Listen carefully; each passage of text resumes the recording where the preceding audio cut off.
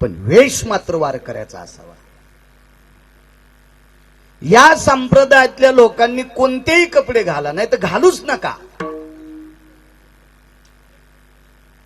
पण कोणतेही कपडे घातलेले न घातलेले फोटो लोकांपर्यंत दाखवू नका. इतकं जपा, कारण लोक आपल्या पाया पडतील. एक जण म्हणला, महाराज गोव्याला जाऊ नये का? व्यक्ती स्वातंत्र्य. माझ्या भाषेत सांगू का? भोंगळा जाय.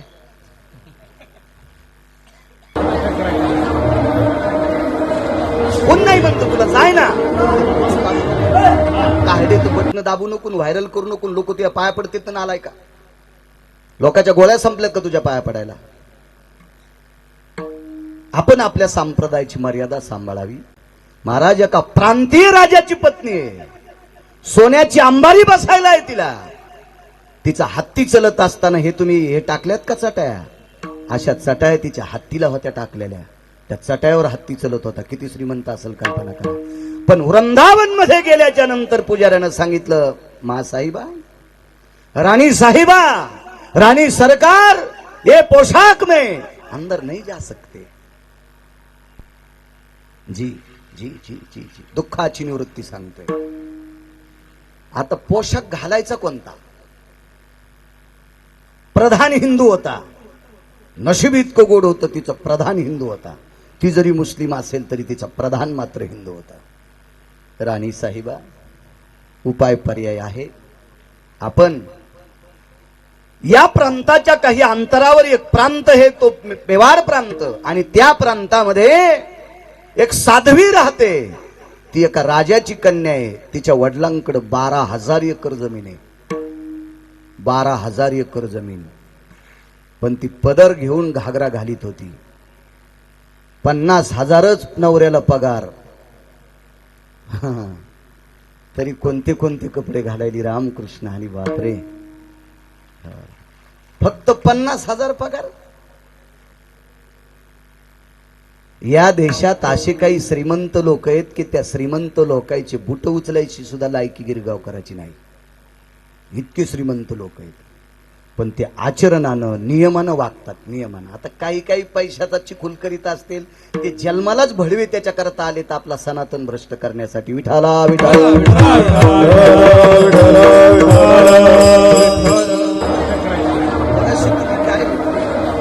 इंद्रियाशी नाही आणि मुखात रामकृष्ण हरी. गिरगावकर कीर्तन करतोय रामकृष्ण हरी मुखात आहे, पण इंद्रियाला नियम जर नसेल तर गिरगावचा बाळू गिराला कापायच्या लायकीचा, मसुबाला कापायच्या लायकीचा. इंद्रियाला काही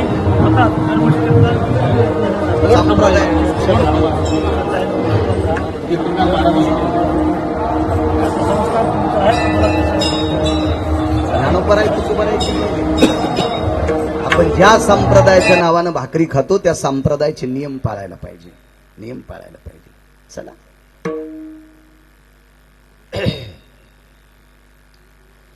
नाही जमणार या पोशाखावर. प्रधानजीने सांगितलं, मेवाड प्रांतातली साध्वी मीराबाई यांचा पोशाख या बाजारात विकत मिळतोय.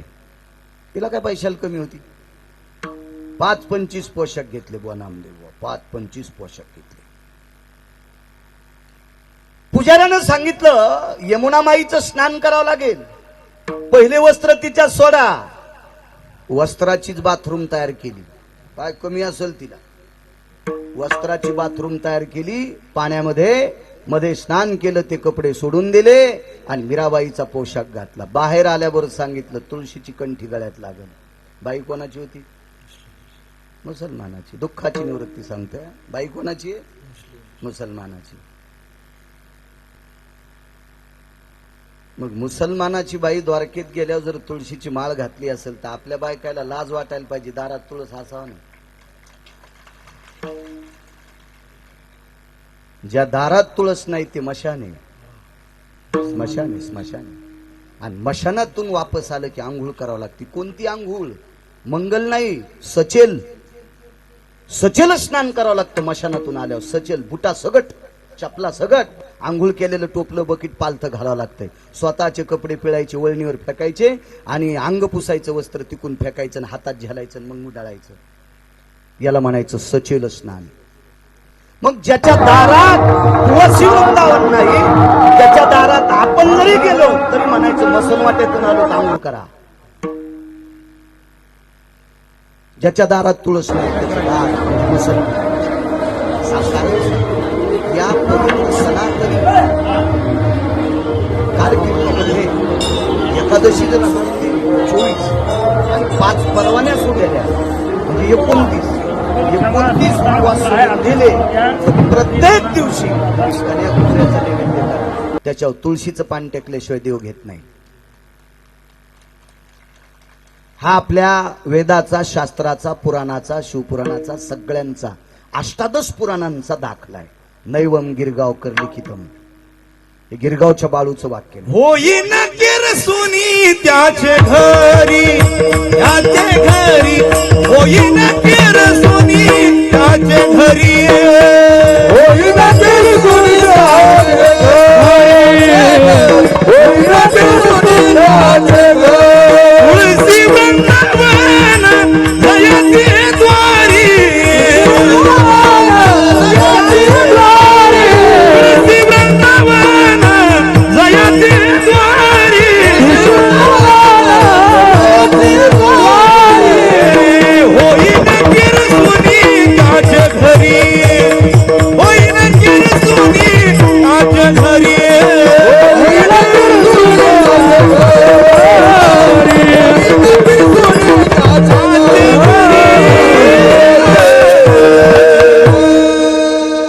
असा पुरावा दिला की वैकुंठवासी गुरुवर्य नथुराम बाबा म्हणायचे कोटीची नोट आहे, कोटीची नोट. कीर्तनकार नीट रस्त्यानं चाललाय त्याचं हे संदर्भ असतो.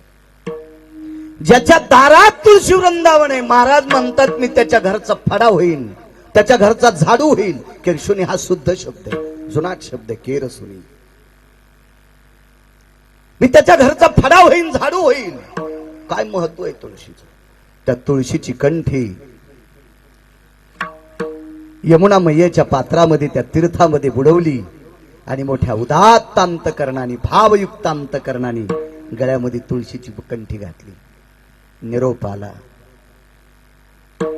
राणी साहेबा, मुघलांचं पत्र आलेलं आहे. तुम्ही सनातनी पोशाख घातलाय, तुळशीची कंठी घातली, तुम्हाला तुमचे मालक सोड चिठ्ठी देणार आहेत. सोड चिठ्ठी म्हणजे तुम्हाला सोडून देणार आहेत. जी देखेंगे बाद में क्या है तो. आणि चालत चालत वृंदावनातल्या मालकाच्या मंदिरासमोर ती मुघलांची राणी पोहोचली. पाहिलं त्या देवाला, बघितलं. सगळी तुमच्या माझ्यासारखी गंध लावणाऱ्याच्या कुळातली 5 मिनिटं, 2 मिनिटं, 10 मिनिटं, 15 मिनिटं, 20 मिनिटं, तासभर त्याच्याकडे बघत बघत बसली आणि निघून गेली. एकाच जाग्यावर 2-4 दिवस बसली तर उठलीच नाही. सारखी बघत होती, सारखी बघत होती, सारखी. डोळे असे मोठी अशी सुजून डोळी आली, जांबासारखी, लिंबासारखी, पेरूसारखी अशी डोळे खोबणीच्या बाहेर आली. लालबुंद डोळे घाली नुसती पाहत होती त्याच्याकडे. आता शेवटचं पत्र आलंय. राणी साहिबा, बेगम, सुनिए, आपल्याला सोडून दिले मालकानं, काय खाताल? मैं तो जोगन बन के रहूंगी. जोगन, जोगन या शब्दाचा अर्थ भिकारी.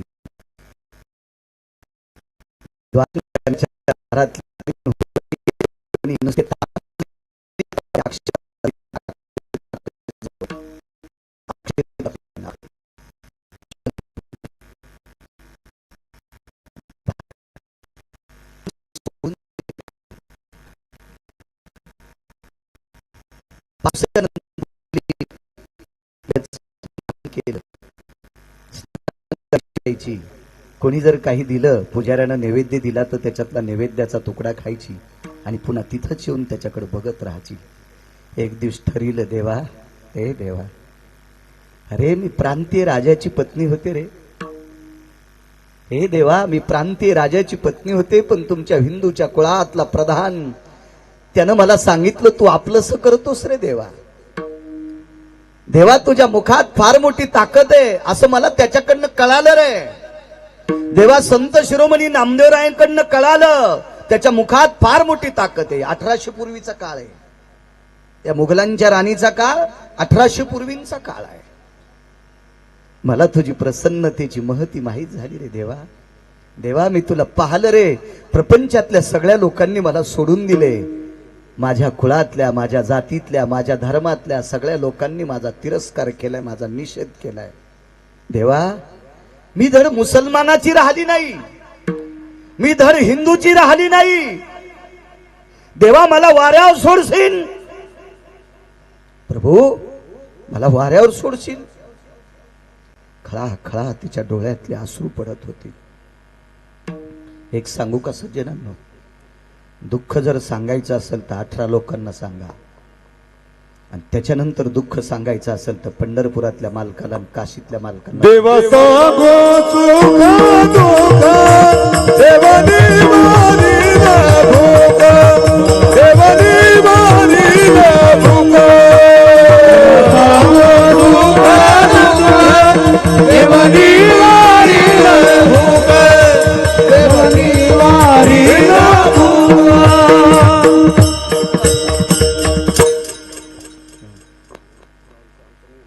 चालतंय. देवा सांगू सुख दुःख आणि निवारण करण्याची ताकद त्याच्यात. ही मधली जी तुमच्या माझ्यासारखी चालू आहे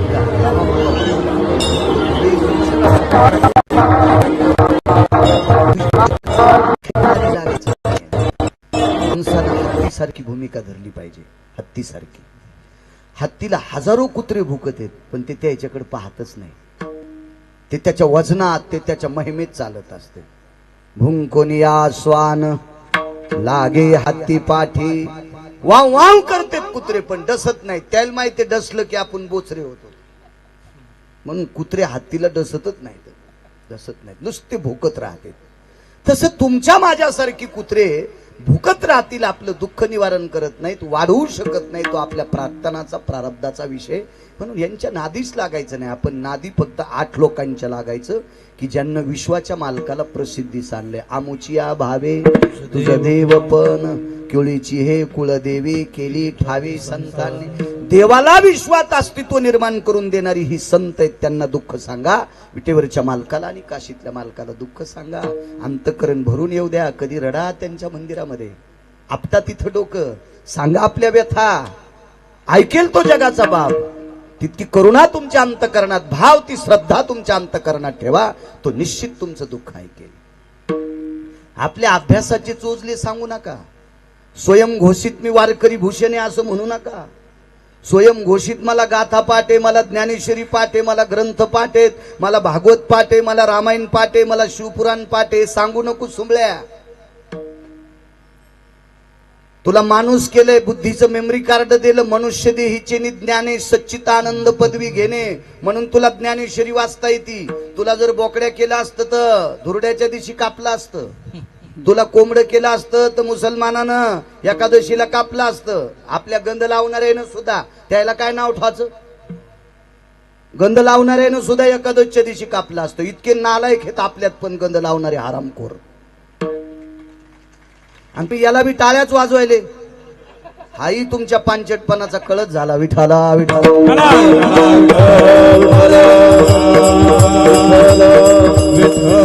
कल्पना करा. म्हणून हे त्याच्यापाशी सांगायचं नाही. मी वारी करतो, मी एकादशी धरतो, मी सोमवार धरतो, मी आमका व्रत करतोय, सांगूच नको. त्याच्यापाशी दिन होऊन जाय, दिन होऊन जाय. आणि तू दिन झाला की मग तुझा सोयरा होतोय. तो दिनाचा सोयरा पांडुरंग.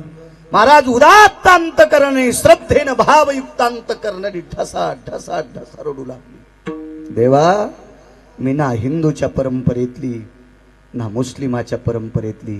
ईदच नास्ती परण लभ्यते. मी इकडची नाही तिकडची नाही, दोन्ही पेवावरी ठेवू जाता हात. हो या अपघात शरीराशी. हे देवा मी धर मुसलमानाच्या कुळावर एक हात ठेवला, एक हिंदूच्या कुळावर हात ठेवला. शरीर दरीत पडून गेलं देवा. अपघात झाला या शरीराला कोण सांभाळेल? प्रसन्नपणाने पाषाणाच्या मूर्तीनं डोळे उघडले आणि आतनं कोमलसा आवाज आला. तिचं नाव होतं चांद बीबी. तिचं नाव आहे चांद बीबी. ए चांद बीबी, काही दिक्कत नाही, काही काळजी करू नकोस. देवाल का हिंदी येत नाही का? आमच्यासारख्या रेड्याला बोलता येते तर मग त्याला येत नसेल का? मेमरी कार्ड तर त्यानं दिलंय, त्याला कोणत्या भाषा येत नसत्याल आणि त्या भाषेत त्यानं बोलायला सुरुवात केली. काय काळजी नाही, जगानं सोडून देऊ दे मी तुला आहे, जगानं सोडून देऊ दे मी तुला आहे.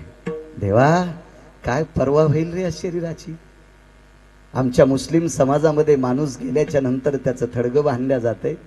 तुमच्या हिंदूच्या कुळामध्ये त्याची समाधी बांधल्या जाती. माझं थडगही होणार नाही, समाधी होणार नाही. काळजी करू नकोस, या दोघांपेक्षा वेगळं होईल. देवाच्या मुखात किती ताकद आहे. अरे मुसलमानामध्ये थडगं बांधित असतील, हिंदूमध्ये समाधी बांधित असतील, पण मुसलमानापैकी हिंदूपैकी दोघांच्या वेगळं होईल आणि चंद्र सूर्य तोपर्यंत राहील. सोपा मुद्दा सांगू का? तो मचाव घेत नाही, माझ्यावर घेतो. गिरगावचा बाळू जर मेला तर त्याचं पोरग त्याची समाधी करील. करू नको सांगणार आहे मी आधीच, करू नको सांगणार आहे. पण आदा कदा काही लोकांचं ऐकून त्याने एखाद्या शेतात समाधी केली आणि ते शेत जर त्याच्या नातवानं इकलं तर ते माणूस समाधी ठेवतो का? माझी खांदून वड्याला दगड टाकील. खांदून कुठं दगड टाकील? वड्याला. कारण इतक्या महागाईची जमीन घेतली होती, रिकाम आहे का बाळू महाराजाची समाधी ठेवायला आणि खळवर जागा गुतवायला? नाही नाही नाही. महाराज मुसलमानाची बाई चंद्र सूर्य येतोपर्यंत तिची तिथे समाधी राहणार. भगवंताच्या दर्शनाकरता तिनं तिचा प्राण सोडला आणि विश्वाच्या मालकानं पुजाऱ्याला साक्षात्कार द्यायला हिची समाधी. 2 समाधीचं महत्व आहे, 2 समाधीचं. पंढरपूरला वेशेच्या मुलीची समाधी उजव्या हाताला, कानोपात्रेची. पंढरपूरला वेशेच्या मुलीची समाधी उजव्या हाताला आणि वृंदावन मध्ये मुसलमान राणीची समाधी पायाच्या पुढं. मृत्यूपत्रात तिने लिहिलं, प्रभू तुम्ही माझा असं नाविन्य करणार, पण जीवनभर जन्मभर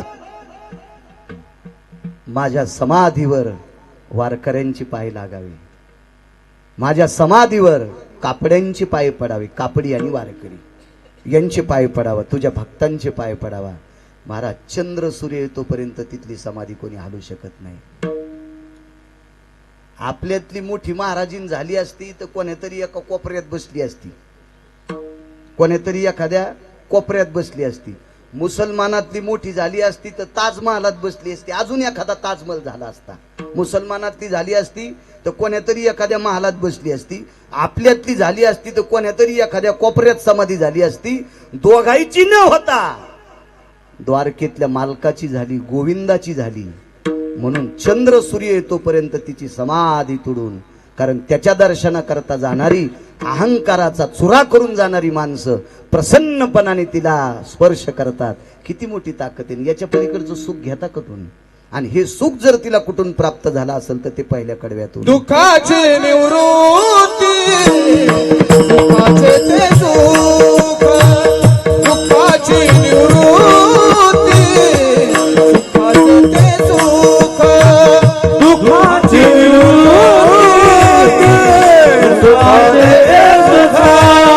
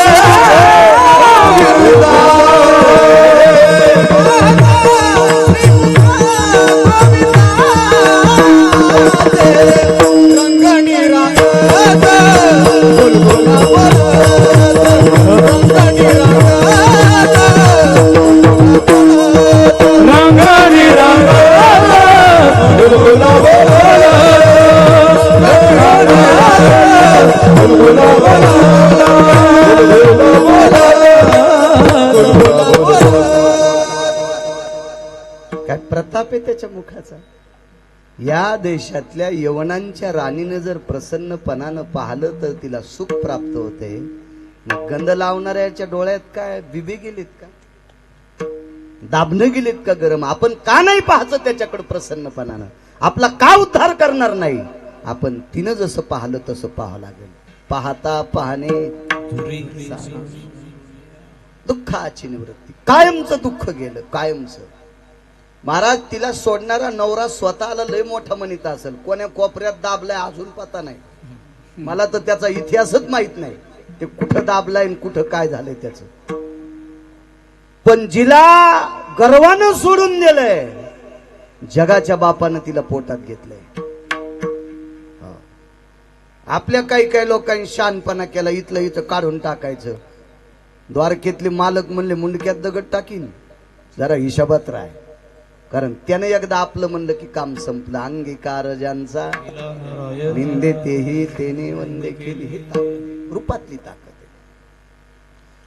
एवढं प्रसन्न मुख आहे, एवढं प्रसन्न मुख आहे की ते मुख बघितल्याच्या नंतर दुःख जातं.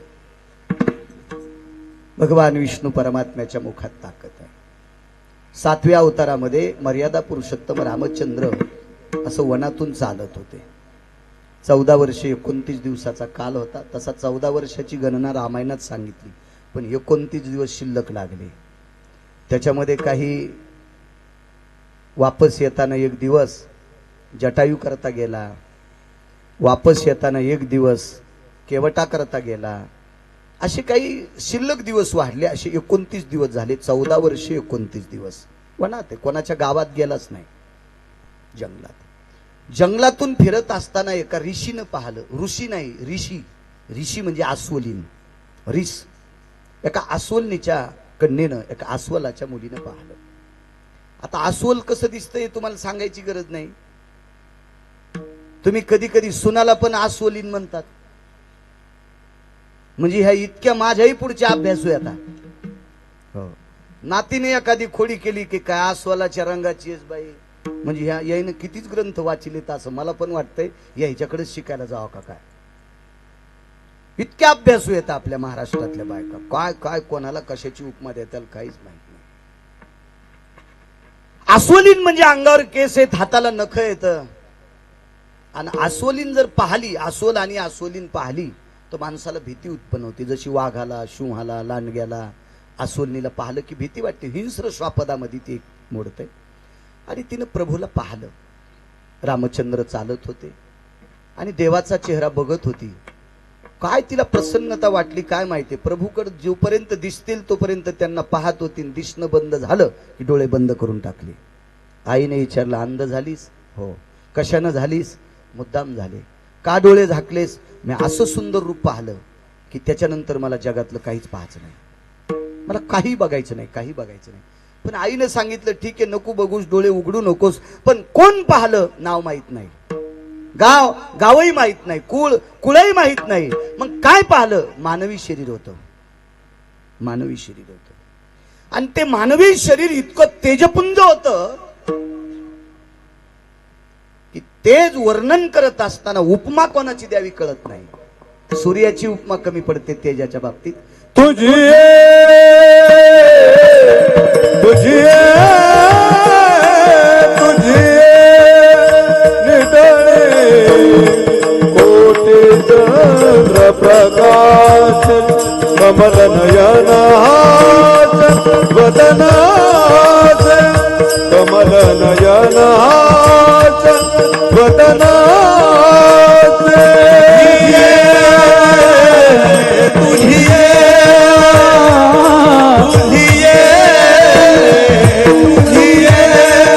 निढळी कोटी चंद्र प्रकाश कमल नयनाच कमल नयनाच वदनाच कृष्ण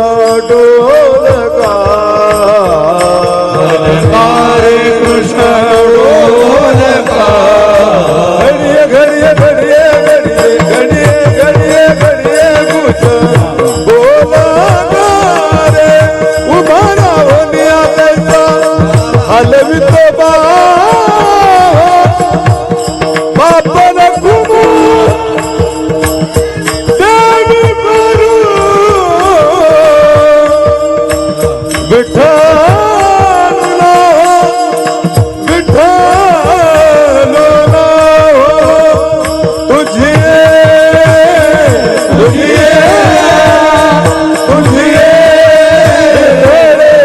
तुझी कमल नयना वदना कमल नयना वदना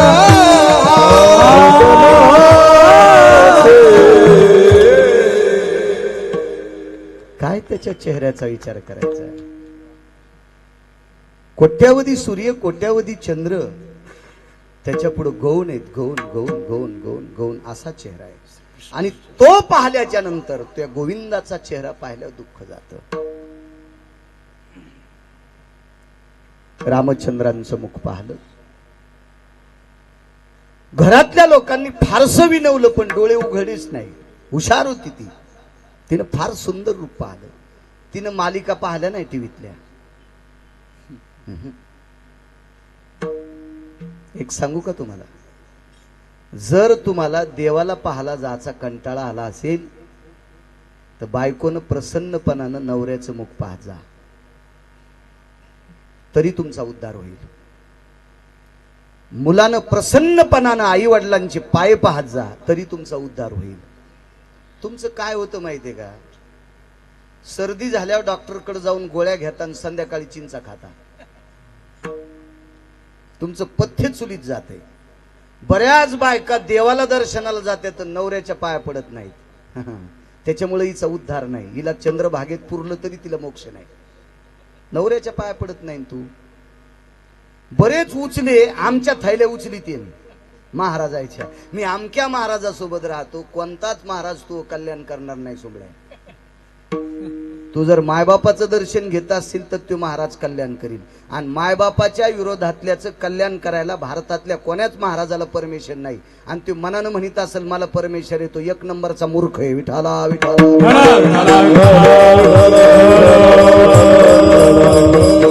कारण देहूतले मालक नमोतया माता पित्याचे पालन सत्यवदे. खरं बोलणारा आणि आई वडिलाचं पालन करणाऱ्याच्या तुकोबाराय पाया पडतात. गिरगावचा बाळा कोणा झाडाचा पाला आहे? आई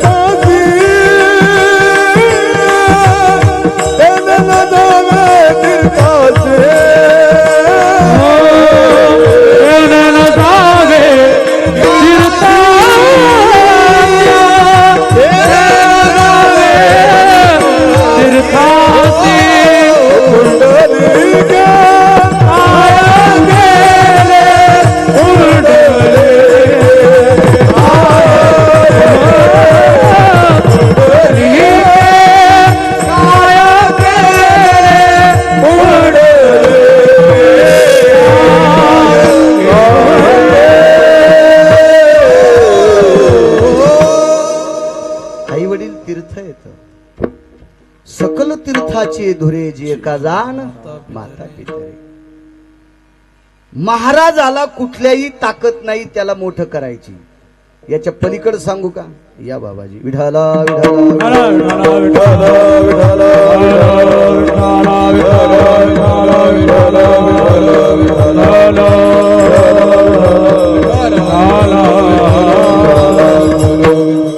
आई वडिलाच्या विरोधात वागणाऱ्या कोण्याही नालायकाचा उद्धार करायची ताकद भारतातल्या महाराजात नाही. याच्या पलीकडे सांगू का? मृदंगाचार्य कीर्तनकार आणि कीर्तनातला गायक जर मायबापाचं दर्शन घेत नसेल आणि त्याला तुम्ही पाकिट देत असाल तर तुम्हाला पण नरक.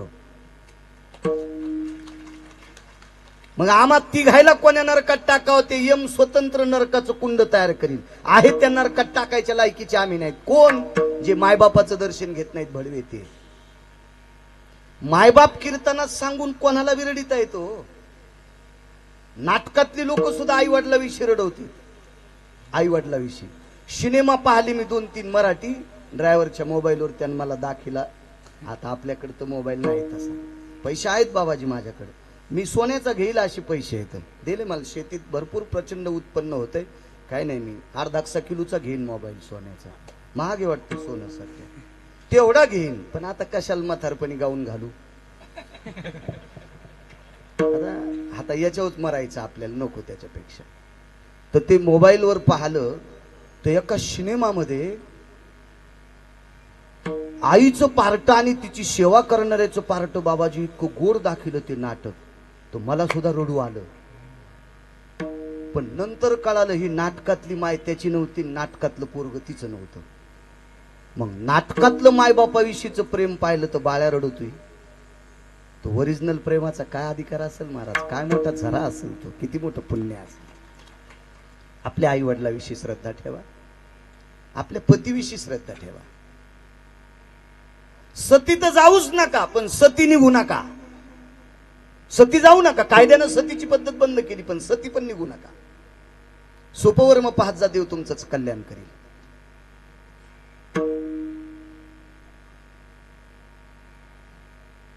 आई वडिलाचं ऐकलं नाही. काय डोळे नाही उघडणार आई. बाबा नाही डोळे उघडणार. का ग? का बाबा तुमच्या पिंडाचा माझा जन्म आहे. आई तुम्हाला 9 महिने पोटात ठेवलंस ग. तुम्हा दोघांचा पुरुषार्थ, तुमच्या दोघांचा भक्ती पुरुषार्थ मला लाभलाय. आणि मी इतकी पुण्यवान आहे. मी जगातलं एक सौंदर्य पाहिले. तो जगाचा बाप पाहला. राजस सुकुमार मदनाचा पुतळा रवी शशिकळा लोपलिया. रूप सावळे सुकुमार खानी कुंडल मकराकार. अगणित लावण्य तेज पुंजाळती रत्नकिळ फाकती प्रभा कानडावो विठ्ठलू कर्णाटकू तेने मज लावी लावे. सुकुमार देव पाहिला. तयाशी देखलियाची पुरे, तयाशी देखलियाची पुरे, देखा देखी देखणीची सरे. क्या बात. आई आईसी दृष्टीचे नियत्वा गत्वा दृष्टिक्षेपा नाशाया भास्करो तेजो येत दिनपती निशापती व्याप्तीर चक्षुर्भिताम प्राबल्य. आपण पाहून पाहून कोण्या डोळ्यानं पाहतो? या हाडामासाच्या. महाराज एक डोळा चंद्राचा आणि एक डोळा सूर्याचा केला. काय किती पाहत राहा, किती पाहत राहा. यगा कालो भयं वृद्धास्त देवाच्या. काय म्हणले तुम्ही? तयाशी देखलियाची पुरे, आता देखे देखणीची सरे. त्याच्यानंतर पुन्हा पाहणंच राहिलं नाही. काही पाहणंच राहिलं नाही. आपलं काम कसं आहे? शेळ्यावानी. या झाडाचा पाला खाल्ला की नरम लागला, त्या झाडाचा पाला खाल्ला की चविष्ट लागला. शेपुड्याला अक्कल नाही. त्या तुळशी पण हाणत्यात. आपलं शेळीच्या तोंडासारखे आपले डोळे झाले. काही पाय, काही पाय. मोबाईलवर रामायण पाहिलं की लगेच 5 मिनिटाला घाणेरडे चित्र पाहतो. त्याच्यामुळे डोळ्यावर इतका मोठा पडदा आलाय की आपल्या भारत देशात त्या डोळ्याचं ऑपरेशनच होत नाही. आणि दुसऱ्या देशात संस्कृती नाही. त्याच्यामुळे तुझ्या डोळ्यात काही गुणच येणार नाही. त्याच्याकरता चांगलं पहा. तिनं जगाचा बाप पाहला. महाराज प्राण्याच्या कुळातली, पशुच्या कुळातली. आई वडिलांना सांगितलं माफ करा, मी तुमच्या पुण्याईनं जगाचा बाप पाहला. किंवा जगातलं सुंदर पाहिलं. तिला माहित नाही देव आहे म्हणून. आणि त्या रूपाचं चिंतन करीत करीत ती मृत्यू पावली. वासना होती तिच्या अंतःकरणामध्ये. मी त्याला वरावर, मला तो भेटावा, मला तो भेटावा. वासनेच्या संगे जन्म घेणे जन्मे घेणे. महाराज तिच्या अंतःकरणात वासना आहे. हा मला भेटावा. पण दुःख एका गोष्टीचं होतं. तो मानवी होता आणि ही पशु होती बाबाजी. पशुला कसं भेटल? आता माणसं, आता काळ बदललाय 4-5 वर्षात. नाही तर मागच्या 20 वर्षापूर्वी एक मुलगा 25 पोरी पाहत होता. लाजच सोडून दिली ती हो. तर 35 वर्षाला काळ बदलतोय. आता पोरायच्या बापायला फिरत बघावं लागायले. आमच्या बाब्याला कहाबबी भेटल, आमच्या बाब्याला कहाबबी भेटल. इतकी परेशानी. कारण मधल्या काळामध्ये 35 वर्ष इतका सूड घेतला पोरायनं, इतका सूड घेतला. 25 मुली बघायच्या, हिला नापास, तिला नापास, तिला नापास, तिला नापास, तिला नापास. आता काहीच नाही. काळ बदलत असतो. काळ कोणाच्या बापाची जहागिरी नाही सज्जनानं, मर्यादा ठेवली पाहिजे. एक माहिती आहे का तुम्हाला, बाबाजी आपल्या लहानपणी मालक गड्याला तुडीत होते. काम करणाऱ्या गड्याला उशिरा जर उठला ना तो झोपीत तुडीत होते, झोपीत तुडीत होते. आता गड्याला बोलता येईन, बायकोपेक्षा गड्याला जीव लावा लागायला. बायकोपेक्षा जीव. बायकोला राग आला तर 2-4 दिवस माहेरात जाईल, आणि असलं हिशोबात माहेर तर जाईल, हिशोबाच्या पलीकडे असल्यावर ती तिकडे बी जात नाही. जरा वटवट करीन, फुगन, गपचिक बसन, काय करणार नाही. पण गड्याच्या विरोधात गेलं ना, हा मग वघारात आपल्यात काहीच फरक नाही. वघारू कळालं ना तुम्हाला म्हशीचं, त्याला दोरीनं बांधलंय म्हणून माईला पेता येत नाही, आणि मालकाला धार काढता येत नाही म्हणून काळाच्या आपल्याला.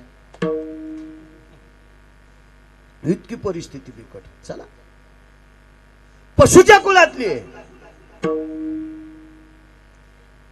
भेटल कसा, पण अस्मिता ठेवली, अंतकरणात भाव ठेवला, इच्छा ठेवली. त्याला पाहत पाहत त्याच्या रूपाचं वर्णन करीत मृत्यू पावली. पुनर्जन्म पुन्हा अस्वलाचाच. जामवंती म्हणून जन्माला आली, जामवंती म्हणून. कल्पना करा, आपण जितकं गोड पाहू का, आपण जितकं गोड पाहू का, चांगलं पाहू का, तितका चांगल्या दृष्टीने जगाचा बाप आपल्याकडे पाहतो. आपण जितकं चांगलं वाचू का, संकटातून आपल्याला तो वाचवतोय. संकटातून तो वाचितो, पण चांगलं वाचवायचा प्रयत्न करा. उगाच हिचकू नका, उंदरावानी घुशीवानी कोणाचे घर फिर उकांडे उकरू नका. चांगलं वाचा, देव तुम्हाला वाचील. आपल्याला काही पण वाचायची सवय लागली, बाष्कळ जे नको ते आधी. बघा महाराज, का आलं मोबाईलवर, तुला कोण सांगितलं सुंबळे हे पाहायचं, काय गरज आहे. काय झालं माहितीये का, आपल्या महाराष्ट्राला म्हणण्यापेक्षा इतक्या फुटक्या कानाचा आणि फुटक्या डोळ्याची लोक आपल्या महाराष्ट्रात बाबा जन्माला आली. घाण लवकर प्रदर्शित करते, घाण लवकर प्रदर्शित करते. आता टीव्हीवर सुद्धा बघा, एखादी चूक घडली ना, 15 महिना तेच दाखवतील, तेच. म्हणजे नालायकाचं प्रदर्शन करणं हे महाराष्ट्रातल्या लोकांना आवडतंय. उलट सांगू का, घाण तर एक तर उचलून फेकली पाहिजे, नाही तर झाकली नाही पाहिजे. दारात जर कुत्र्यानं संडास केली ना माझ्या माईनं, तर खापर घेऊन, झाडू घेऊन ती फेकून द्यायची. पण अशा आळशी बायका झाल्या, त्या झाकून ठोकत्या. झाकून ठेवल्यावर महाराज चलत आला आणि त्याच्यावर पाय द्याला. महाराजाला बसायला गालीच्या टाकला, मधात गेल्यावर महाराजाला कळालं पाय कशाने भरला, तर महाराज त्याच्या धोत्राला थोडाच पुसणार आहे, त्याच गालीच्या पुसला. घाण झाकल्यामुळं तुका मने करील टिक्याचा साठा, भजती ते भोटा शीघ्र होय, भजती ते भोटा शीघ्र होय.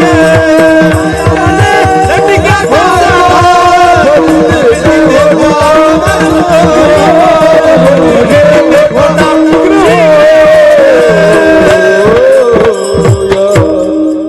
पंथाला बाबाजी पाठांतर चांगलं. तुमच्या भागातला हिरा आहे. इथंच राहिलो महाराज. हा, मोठाच होतो महाराज. वा वा वा वा वा वा. मलाच ओळखायला वेळ लागला मग. वा. पंथ चांगली माणसं पाहिली आणि श्री गुरु समर्थ नामदेवरायांची प्रतिमा पाहिली. काय शोजोळ प्रतिमा आहे ती, काय रूप आहे ती, काय मूर्ती आहे मंदिरातली. मन भारावून जातं ते पाहिल्याच्या नंतर. किती प्रसन्नता. महाराज देव्हारा कशाला म्हणते, देव्हारा कशाला म्हणते, विद्वानाला विचारा. आणि विद्वान जर नाही भेटला तर हे संस्थान पाहायला या, मग तुम्हाला कळेल देव्हारा काय असतो. एक चैतन्य आहे त्या परिसरात. मी तुम्ही यायच्या अगोदरच बोलून गेलो, अत्यंत चैतन्य. तिथल्या दगडात कणात चैतन्य. अस्वलीन झाली. महाराज भगवंत एका निमित्त्या करता तिथे गेले. ते निमित्त होतं श्रीमंतक मण्याचं. भागवत ऐका तुमच्या लक्षात येईल, किंवा भागवत वाचा तुमच्या लक्षात येईल. कुठलेही ग्रंथ पुराण जर ऐकायची असतील तर विद्वानाच्या मुखारविंदातली ऐका. त्याच्या पलीकडचं सांगतो बरं का, त्याच्या पलीकडचं. विद्वानाची नाही ऐकली तरी चालतंय, आचरण शुद्ध लोकांच्या मुखारविंदातून ऐका, तर तुमचं कल्याण होईल. विद्वानाचा जर विचार केला तर या देशातले मुसलमान सुद्धा प्रचंड पाठांतरित आहेत. एपीजे अब्दुल कलाम जातीनं मुसलमान होते, पण गीता पाठ होती. शंकर बुवा गीता पाठ होती. तुम्हाला एक नाव प्रचलित असेल, डॉक्टर युमो पठाण, संभाजीनगरचे. ज्ञानेश्वरी प्रचंड पाठ आहे. विद्वत्ता ही बुद्धीचा प्रकार आहे. अशी काही लोक आहेत बाबाजी की ज्यांना 400 गाण्याचे कडवे पाठ येते. बुद्धीचा प्रकार आहे. मी ऐकून 250 शिव्या पाठ केल्यात. काय मेमरी कार्ड असेल माझं कल्पना करा. मी देत नाही म्हणा, या 2-3च देतो. भडव्या फडव्या हरामखोर वगैरे ह्या 2-4च देतो, बाकी दुसऱ्या देत नाही. त्या दिल्यावर तर तुमच्या कानातले सगळे किडे मरतील. आणि ऐकायचे असतील तर कोणाला बैठकीत बसल्या ऐका, तुम्हाला सोडून मग पहा येतात का नाही. हा बुद्धीचा प्रकारे पाठांतर करणं. विद्वानाचं नाही ऐकायचं, आचरणशील लोकांचं ऐकायचं. आणि आचरणशील लोकांच्या मुखारविंदातून पडलेली शब्द ती शब्द नसतात, ती अक्षरे नवती देखा ब्रह्म साम्राज्य दीपिका. माऊली महावैष्णव ज्ञानोबरायांच्या मुखारविंदातून पडलेली शब्द ते ब्रह्म साम्राज्य दीपिका. आणि या लोकांच्या पायापशी राहून त्यांचं अनुकरण करणारे वारकरी, त्यांचं ऐका. त्या शब्दानं तुमचा उद्धार होईल, तुम्ही पवित्र होताल, सुधारताल तुम्ही. बाबाजी हल्ली काय प्रकार झाला माहितीये का? 2% लोकांकडे चुकीची पैसे आलीत. म्हणून चुकीची पैसे आलेली लोकांना चांगलं ऐकाच वाटत नाही. त्यांनी हरामखोरांना डोक्यावर घेतलंय आणि मान मोरड्याव. मग म्हणले देवा मै मान मोडी. भगवान म्हणले तुकडा पाड्यावी. नाही, याच पाप लागेल आपल्याला. पाप सनातनी शोधा, सात्विक शोधा, शीलवान शोधा, चारित्र्यवंत शोधा. अशा लोकांची दर्शनं घेत जा, पाऊल लोकांची दर्शनं घेत जा, तुमचं कल्याण होईल. महाराज श्रीमंतक म्हण्याच्या निमित्तानं जगाचा बाप जामवंताच्या गुंफेमध्ये गेलेला आहे. आणि प्रांजळपणानं जामवंताला सांगितलं मला तुमच्या मुलीसोबत लग्न करायचंय. कल्पना करा, मुलगी आस्वलाची आहे आणि मागायला देव आलाय. बाबाजी देव माहित नव्हता, पण माणूस तर दिसत होता ना. मग एक माणसाचं पोरग आपल्या पोरीसोबत लग्न करतं, याचा आनंद बापाला वाटायला पाहिजे होता का नाही? पण नाही वाटला. ते म्हणला माणसाचं जरी पोरग असेल पण लायक संपन्न आहेस का? लायकी नसेल तर तुला पोरगी देत नाही. काय महाराज, या देशातले पशु सुद्धा इतके विद्वान होते. जामवंत म्हणजे पशुत ना, पशु अस्वल आहेत. अस्वलानं सुद्धा विचार केला माझी मुलगी सांभाळण्याची लायकी ज्याच्यात नाही त्याला द्यायचीच नाही. मी काय ते तोंडानं सांगूच नको. कोणी सांगत असतं मी चांगलाच आहे. स्वतःचे दुर्गुण माणसं बायकोला सांगत नाही तर लोकांना सांगायला रिकामी आहेत का? बाजारात जर एक जणाला हाणलं ते म्हणतो का बायकोला मग लय तोंड लाल केलं रे, मला आज बाजारात एक जणांना हाणलंय.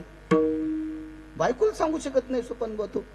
तो लोकांना सांगू शकतो का? अपमान नाही सांगू शकत कोणी कोणाला.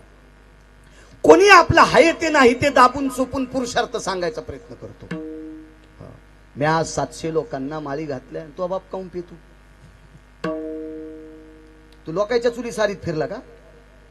तू म्हाताऱ्याला दुरुस्त करणं, हा तो पोरग काऊन येड्यावानी करायले हे सांगायचंच नाही महाराज. निमूटपणे त्याच्या दरबारात प्रांजळपणानं माथा ठेवायचा.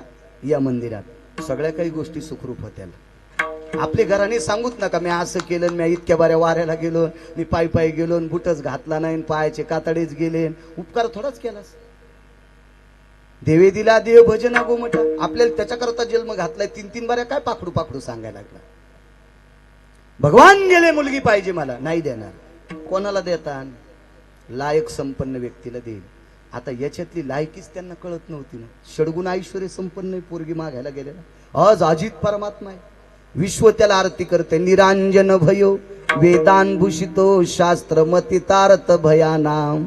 निरांजन भय सकल सुधा वेदान भूषित जायन्ते. वेदान कलयति सूत्रमिवा तत्व भयाय निजायन्ते. मंडित शास्त्रो यत पुराणायं मंडित शास्त्रो यत पुराणायं. वेदभूषितं कलत्रया वेदभूषितं कलत्रया वेदभूषितं कलत्रया. नैवं गांजा कसम लिखितम. हे का गांजा फुक्यान दिले? शास्त्र वेद आणि पुराण बाबा ज्याची आरती करतात ते पोरगी मागायला आले. पण लक्षात नाही ना हा तो आहे म्हणून.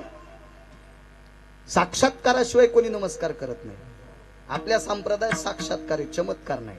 पुन्हा एकदा बोलतो, पुन्हा पुन्हा पुन्हा पुन्हा माझ्या वाणीला उजाळा देतोय की चमत्कार हा भंगिऱ्या देवायचा असतो आणि भिकारचोड देवायचे भक्त चमत्कार दाखित असते. आपल्या देवांचे भक्त साक्षात्कार दाखित हे असते. तो तुमची सहज स्थिती, तुमची सहज स्थिती, हे तो तुमची सहज स्थिती. लोकाशी भक्ती प्रगटावया, लोकाशी भक्ती प्रगटावया.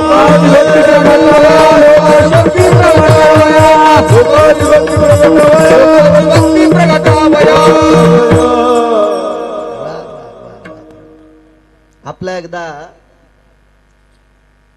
आपण भोकरला कीर्तनाला गेलतो. तिथे एक आपला विषय झालता की दिसल्याला मोठं म्हणायचंच नाही. दिसायला पुतना नंबर 1 होती आणि दिसायला साधी शबरी दिसत होती. दिसायला कोण दिसायची? शबरी साधी. आणि असायला कोण दिसायची? पुतना. पुतनेच्या अंगावर 2-2.5 किलो सोनं. आपल्या काय बापाचं जातंय? 5-7 किलो सोनं होतं. काय आपल्याला का पैसे द्यायचे का काय काय तिचं बिल द्यायचंय? इतकी पुतना दिसायला सुंदर, पण शोषून मारली. कशी मारली? मुंच मुंच मुंच शत्रू कला भय स्थिता वापिम दुग्धाम हृदयेषु भया षडक्रिया स्थितेषु. तिचे साही विकार सोसले तना वाटत. मुंच म्हणजे सोड, नाही सोडलं, शोषून मारली. दिसायला सुंदर होती आणि जंगलात राहणारी. आयुष्यभर बाबाजी तिनं आरसा पाहिला नाही, आयुष्यभर तिनं कंगवा डोक्याला लावला नाही. ती आतमध्ये बसली. ती किती वर्ष झाले त्या गोष्टीला? आपण गाडीत बसल्यावर बोललो होतो. मेमरी कार्ड शार्प आहे माझं. दिसायला जी माणसं चांगली असतात ती फारच चांगली असतात असं डोक्यातलं काढून टाका. तुम्हाला मुंग्याचा फरक माहितीये का? लाल मुंगी काळी मुंगी. लाल मुंगी काळी मुंगी. इमानदारीने सांगा, गिरगावच्या बाळूची शपथ आहे, वपायला कोणती मुंगी चांगली दिसती, लाल का काळी? लाल. डसल्यावर कोणती डोळ्यातून पाणी काढी? ती काळी जास्त डसत नाही. लाल मुंगी डसली ना तर माणूस तिला धरीत आहे. धरल्याच्या नंतर ती अर्धी तुटून येते पण मुंडकं काढीतच नाही. इतक्या लाल मुंग्या दाड असतात. मी मुंग्या म्हणालो. हा, मुंग्या मुंग्या मुंग्या. तुम्ही काही बी कोणीकडचं कोणीकडे घेत जाऊ नका. तुमची वायर कोण्या बी फ्यूज मध्ये जाते, त्याला मी काय करणार आहे? काळी मुंगी दिसायला साजूक आहे, लाल मुंगी दिसायला मात्र अशी गोड आहे पण विकारी बात्र. काही काही माणसं दिसायला इतके प्रभावशाली दिसतात, वा वा वा वा वा वा, जसे 4 वेद पाठ आहे त्याला. काशी फळावानीच दिसतो का, लाल बुन दिसतो, लाल बुन. पण आतमध्ये हात घातल्याच्या नंतर आषाढ मासी पचंती विष्ठा. मार्कंडे सांगतात, पावसाळ्यात कुत्र्यानं घाण केलं 3 दिवस झड असावा, झड. झडीत ती घाण किती बेकार दिसती, तसे काही काही माणसं आतून त्या घाणीपेक्षा बेकार असते. हे देवाला कशी आवडते? गवळीयाची ताक पिरे कोण पोर हे चांगली, शेमूड खरकटे नाकाशी. ती दिसायला साधी होती पण आतून गोड होते. पुतना वरून चांगली होती, आतून खराब होती. शबरी वरून दिसायला साधी होती, आतून गोड होती. ती याचे येणे जाणे कोणते. महाराज, देव हा त्याच्या दिसण्याचा काय विचार करता? मी अगोदरच सांगितलं, पंढरपुरीचा निळा दिसायला कसा आहे? सावळा आहे, श्यामल वर्ण आहे, आकाश वर्ण आहे, सावळा आहे. पण त्याचा प्रभाव जर पाहायला गेला तर काशीतल्या मालकांना सुद्धा स्थिर करतो. ही त्याच्या प्रभावात ताकद आहे. रोज काशीतल्या मालकाला जा वाटते, त्रिशूळ डमरू घेऊन आला गिरजेचा काम. तो काय प्रभाव आहे महाराज त्याच्या. म्हणून वेदा चाळा लावी येना, म्हणून वेदा चाळा लावी येना.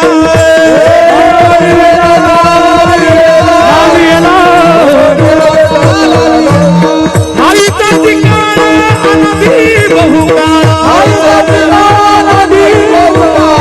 म्हणून वेदा चाळा लावी येना, म्हणून वेदा चाळा लावी येना.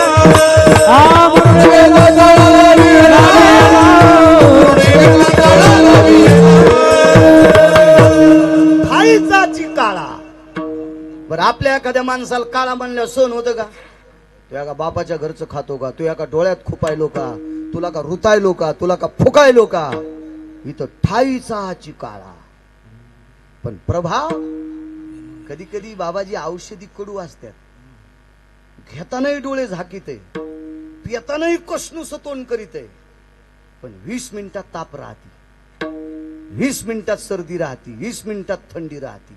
तसं ते दिसायला काळ आहे, पण असायला त्याचं वजन करायला त्या ह्याच्यात पोराला करता नाही आलं.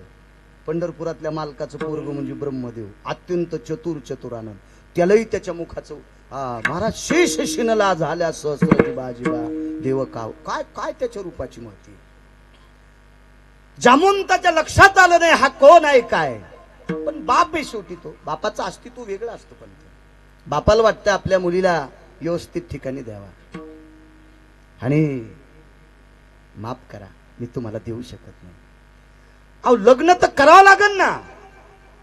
या दोन गोष्टी पारतंत्र्यातल्या, त्या घरी ठेवत नसतात. बांधल्या खुंटासी धेनुचे चरणे, दिल्या घरी राहणे लेकीचे ओ, दिल्या घरी राहणे लेकीचे ओ. बांधल्या खुंटासी धेनुचे चरणे, दिल्या घरी राहणे लेकीचे ओ. गाय जर दाव सोडून निष्ठली ना, तर कोणाची मका खाती. आणि घरानं आलं की मालक कान हानी. तू ते बोलतय ना, लाज आहे का. पाळायची हिंमत आहे तर मका पेरावा, ज्वारी पेरावा, जमीन घ्यावा. इथभर जमीन नाही, गाई बैल म्हशी पाळायचा नाद आलाय. याच्या पलीकडे सांगू का, लय जोर आलाय. आणि लोकांच्या राना सोडून देता, लाज वाटायला पाहिजे. असं ऐकल्यावर कानातून मुंग्या निघतात. मग काठीनं गाईचे म्हशीचे बैलाचे कान हाणतो. कोण्या मोकाट सुटलेल्या मोकाट. म्हणून बांधल्या खुंटाशी धेनुचे चरणे. मोकाट कोणाला चरता येतं माहितीये का, कठाळ्याला आणि जाण्याला. जाणी आणि कठाळे कोणाला सोडलेले असते, देवाला. आपण कठाळे नाहीत. कठाळ्या आवताला धरता येत नाही, जाणीचं दूध काढता येत नाही, जाण्या गाईचं दूध काढता येत नाही, आणि काढू बी देत नाही.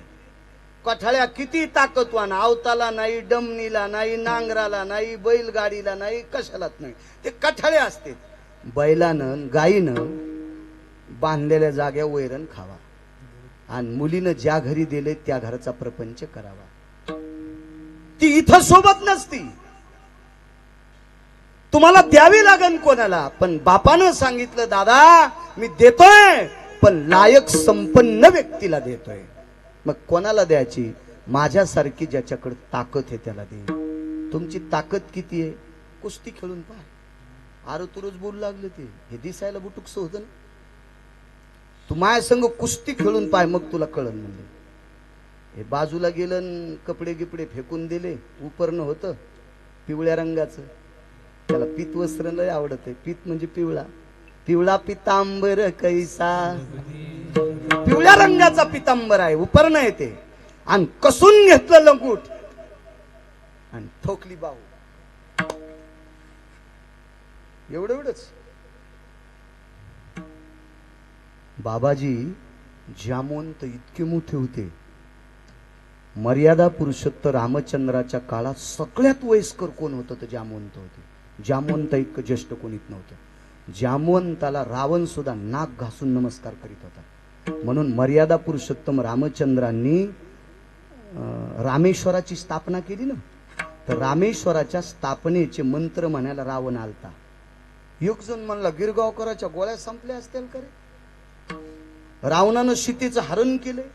रामाचं रावणाचं इतकं भांडण, पूजेला कस काय येईल. जामवंताची कृपा होती शंकर बुवा. जामवंत हे रावणाच्या आजोबाचे मित्र होते. या काका काय काम आहे, काय काम एक आहे, पण तुम्ही करताल का मला याची शंका आहे. काय रामचंद्रांना शिवजींची स्थापना करायची आणि पौरोहित्य तुम्हाला द्यायचंय. रावण म्हणला, यजमानाचं मग भांडण आहे. काय हुशार होता रावण. यजमानाचं माझं भांडण आहे, पण यजमान ज्या देवाची स्थापना करायला तो देव माझ्या अंतःकरणात आहे. कारण मर्यादा पुरुषोत्तम रामचंद्राचं रावणाचं भांडण आहे, पण रामचंद्र शिवजींची स्थापना करतात आणि शिव रावणांचं आराध्य दैवत आहे.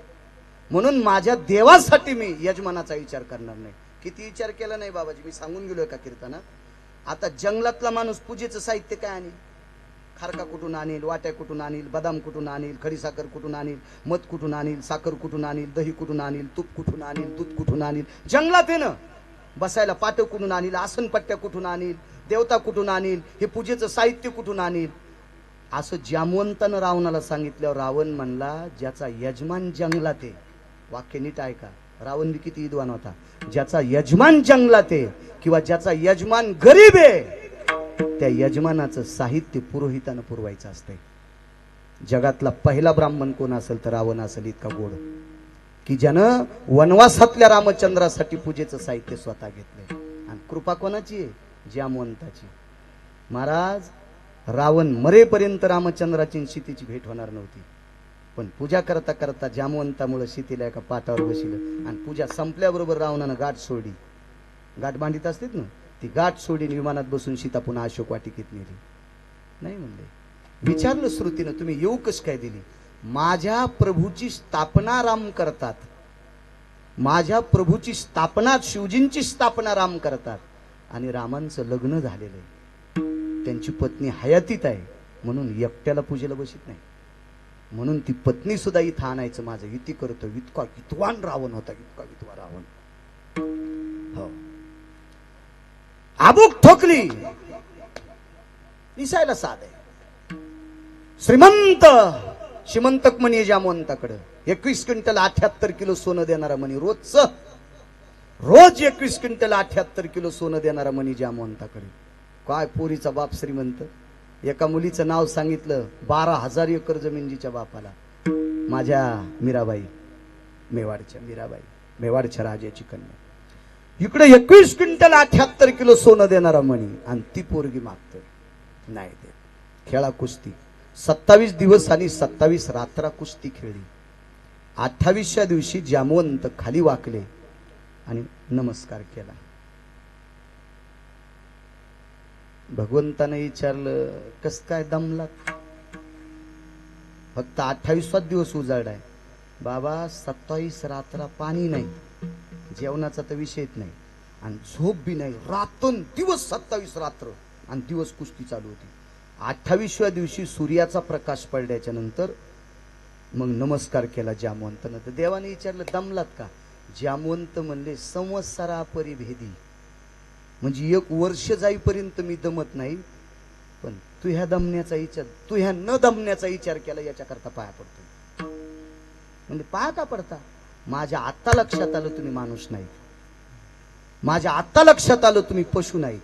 27 रात्र आणि 27 दिवस ज्याला घाम येत नाही, ज्याला तहान लागत नाही, ज्याला भूक लागत नाही, तो जगाचा पोशिंदा आहे, तो जगाचा पोशिंदा आहे.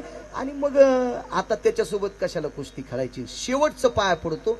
पोरगी दिल्यावर तुम्हाला माया पडावं लागेल, पोरगी दिल्यावर जावायला सासऱ्याच्या पडावं लागेल, मी नाही पडणार. आता शेवटचं पडतो. आणि मग तदेव लग्नं सुदिनं तदेव ताराबलं चंद्रबलं तदेव विद्याबलं दैवबलं तदेव लाभस्तेषां जयस्तेषां कृतस्तेषां पराजय. झालं लग्न. मंगलाष्टक म्हणायला कोण असेल महाराज? ते काय असे मंगलाष्टक होते का? ताई ग बाई ग सखाराम तात्याचा भग्या आणि श्रीराम तात्याची आंजी, असे मंगलाष्टक होते का महाराज? पाप लागन पाप. शास्त्र म्हणेल ते सांडावे, ते राज्यही तृण मानावे. आपल्या संप्रदायात चुकीचा परमार्थ करणे नरका जाणे चुके ना. काही पण तोंडजोड म्हणायचं नाही, नाही म्हणायचं, नाही म्हणायचं. इतकी संस्कृती गोड आहे आपली, इतकी संस्कृती गोड आहे. या देशामध्ये कळवातीन सुद्धा सुरुवातीला गाणं म्हणत नव्हती. या देशातली बाबा कळवातीन सुद्धा घुंगर बांधून नाचणारी बाई सुद्धा स्टेजवर पहिलं गाणं म्हणत होती, म्हणत नव्हती. त्याला गणगवळण म्हणायचे. मी काय पाहिलं नाही, पण मोठ्यांचं ऐकलं. म्हणजे या देशातलं अवडंबरीचं नृत्य करणारी स्त्री सुद्धा गणगवळण म्हणायची. मग ती जोडलेली असेल तर संप्रदायातल्या लोकांनी हे कशाला म्हणायचं? राधा रंगानं दिसते छान, तिच्या येणीला गोंडे दोन. बायकोचे दागिने सोडून आण रे बँकेत टाकलेले, सक्रात होऊन गेली, तिनं तशीच सक्रात केली. सोंबळ्या सोनाराची तर ठुले अन्न दागिने सक्राती पुरते, काय राधेला गोंडे लावतो. चल मग ह्या गावाला जाऊ. आणि काय तू या गावात सगळी घाणच आहे ना. विठाला विठाला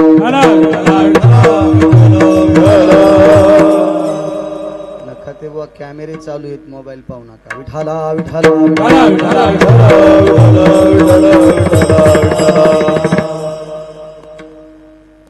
देऊन टाकली मुलगी, देऊन टाकली.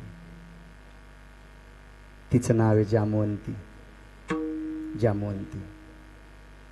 आईने विचारलं, कृष्णा ही तितक्यासाची बायको केलीस, नखाची बायको केलीस, काय दिसती ती?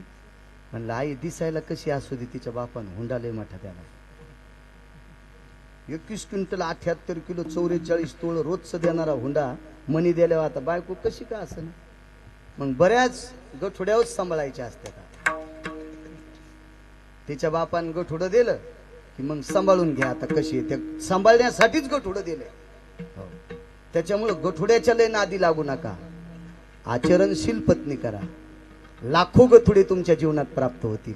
आणि गठुड्याच्या नादानं जर बायको केली तर हाय ते गठुडे उडून जातील. नाशिकला गट्टू उचलायला जावं लागेल, इतकं ध्यानात ठेवा. जास्त गठुड्याच्या नादी लागू नका. विठाला विठाला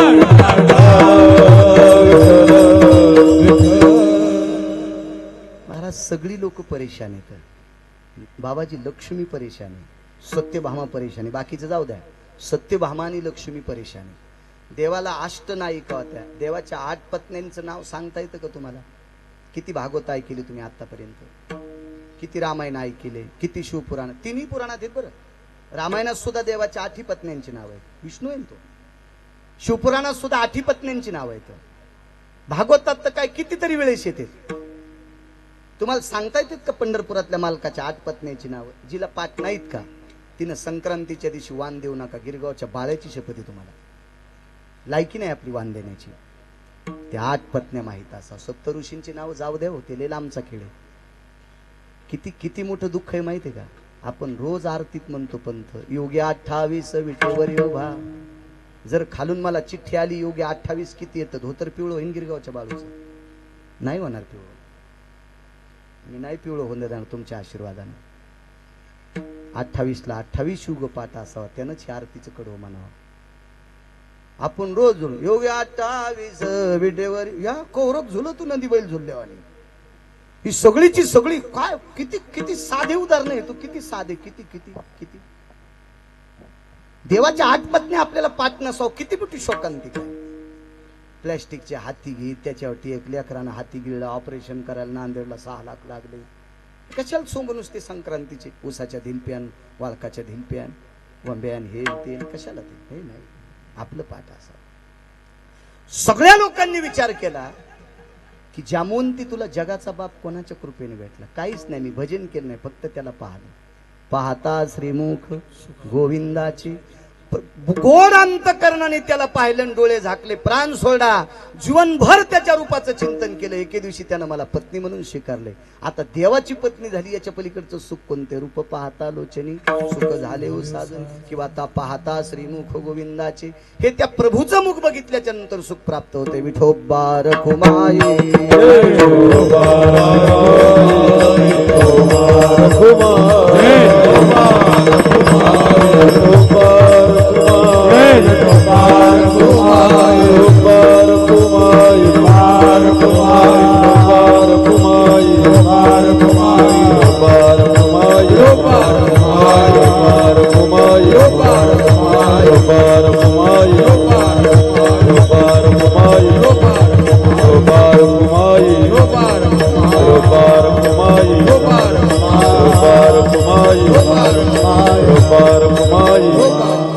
ही त्याच्या मुखात ताकद आहे. आपला वेळ संपला. 5-10 मिनिटात भगवंताचं छोटंसं चरित्र पाहू. तुम्ही खूपसं 7 दिवस ऐकले, मी थोडंसं सांगेन. तो भगवान परमात्मा मथुरेत जन्माला आला. प्रगट मात्र गोकुळात झाला. जन्म जरी तिथं झाला असेल पण प्रगट नाही झाला. प्रगट होणे कशाला म्हणतात? लोकांना दिसणे. तिथं नाही दिसला कोणाला. कशाहून दिसला नाही? जर दिसला असता तर रक्षपाळाने जाऊ द्याला नसता. नुसता जन्म झालाय, प्रगट नाही झाला. जन्म झाला. प्रगट मात्र गोकुळात झाला. आणि गोकुळात प्रगट झाल्याच्या नंतर आनंदल्या नर नारी. नरांनाही आनंद झाला आणि नारींनाही आनंद झाला. याच्या पलीकडे सांगतो, दिशेला आनंद झाला. 10 दिशा प्रसन्न झाल्या. आपल्याला 4च माहिती. मोठ्या लोकांना विचार जा, दिशा 10 कोणत्या. त्या दिशाही प्रसन्न झाल्या. 12 तो इतका सुंदर होता, त्याला पाहण्यासाठी गोपी नंदराजाच्या वाड्यात आल्या. गवळण म्हणती गवळणीला, पुत्र झाला यशोदेला. एक धावे की पुढे वाटी ताटी सुंटवडे. हातामध्ये सुंटवड्याचं पात्र घेऊन यशोदा मैयाच्या अंगणामध्ये या सगळ्या गोपी जमा झाल्या. आल्याच्या नंतर यशोदेला प्रसन्न वाटलं. सगळ्यांना क्षम दिलंय आणि नंदराजानं दान करायला सुरुवात केली. मग एखादी गरीब असेल जमीन दान दिली, कोणी एखादा राजा असेल त्याला हत्ती दान दिला, कोणाला घोडे दान दिले, कोणाला सुवर्ण दान दिलं, कोणाला वस्त्र दान दिलं. काय काय दान करायचं सगळं काम करत राहिले. नंदराजा हे उदार होते. 9 नंदापैकी एक नंद होते. उपनंद 8 होते आणि हे मुख्य नंदराज होते. यांच्याकडे गायी 9 लाख होत्या. त्या अर्थी जमीन किती असेल कल्पना करा. आई तुझा मी एकुलता एक, गायी राख 9 लाख गायी होत्या. 9 लाख. आणि एवढे मोठे प्रचंड श्रीमंत नंदराज, त्यांनी खूपसं असं दान केलेलं आहे. आणि अपेक्षा अशी होती की माझ्या पुत्राला सर्वांचा आशीर्वाद प्राप्त व्हावा. महाराज हे सगळे जे आलते का, हे त्याच्याकडून आशीर्वाद घ्यायला आलते. त्याच्याकडून आशीर्वाद घ्यायला आलते. त्याला आशीर्वाद द्यायला नव्हते आले, त्याच्याकडून घ्यायला आलते. एवढा मोठा अजाजीत परमात्मा. आणि भगवंतानं तिथं आनंद खूप लुटलेला आहे. त्या मातीत तो खेळला, त्या मातीत तो रांगला. तळवे तळ हात डाव्या गुडघ्यानी रांगत रांगत रंगनी चोरित लोणी आणि चोरित लोणी अवनी धरती गवळणी अवनी धरती गवळणी बांधित चरणी देती गाराणी छोटी सागरी बांधित चरणी देती गाराणी यशोदे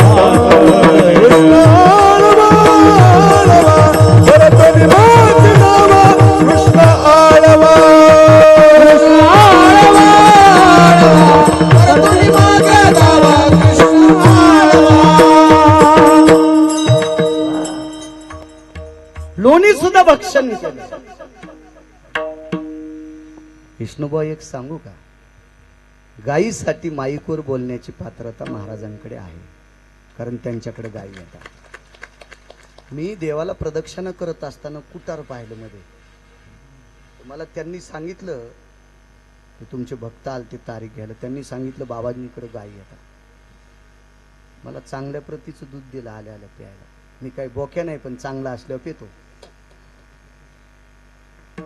म्हणजे बाबा तुम्हाला पुरेपूर गायीवर बोलण्याचा अधिकार आहे. काल्याचं कीर्तन त्याच कीर्तनकारानं करावं, त्याच्याकडे एक तरी शेपूट असावा. गळ्याची शपथ. मी काही फार मोठा नाही, फार काही विद्वान नाही, काही नाही. त्याच्याकडे एक तरी गायीची शेपटी असावी, तोडलेली नाही, तिनं अशी हलवावी. एक जर गाय असेल तर त्यानंच काल्याचं कीर्तन करावं. तुम्ही आम्ही सगळे जीवन शुच्या चमड्यात फार मोठी ताकद आहे, पण करताल. पण आपलं घरच्याचा इटन शेजाऱ्याचा भांग नीट. आपल्याला घरचे आंबे खावा वाटणत, हातानं जे आंबे घेता येते ते खावा वाटणं, आणि बंदुकीनं आंबे पाडायचे. आता बंदुकीची गोळी आहे 150 रुपयाला आणि आंबा भेटतो 9 रुपयाला. आता बंदुकीची गोळी घ्यायला पैसे नाहीत म्हणून आंब्याच्या फांदीवर गेला आणि फांदी गळ फांदीची मोडी तंगडे पुडून मग ऑपरेशनला